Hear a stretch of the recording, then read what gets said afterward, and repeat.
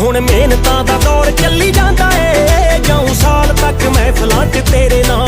ਨਾਲੇ ਪਿੰਡਾਂ ਦਾ ਬਲੱਡ ਕਿਵੇਂ ਹਾਰ ਜੂ, ਜਿੱਤ ਸ਼ੁਰੂ ਹੁੰਦੀ ਸਦਾ ਉੱਚੀ ਥਿੰਕ ਤੋਂ। ਪਿੱਕਾ ਫੋੜਦਾ ਲਊਗਾ ਜੱਟ ਇੱਥੇ ਵੀ, ਪਹਿਲਾਂ ਬਾਪੂ ਦਾ ਛਡਾਉਣਾ ਵੋਟ ਬੈਂਕ ਤੋਂ। ਪਿੱਕਾ ਫੋੜਦਾ ਲਊਗਾ ਜੱਟ ਇੱਥੇ ਵੀ, ਪਹਿਲਾਂ ਬਾਪੂ ਦਾ ਛਡਾਉਣਾ ਵੋਟ ਬੈਂਕ ਤੋਂ।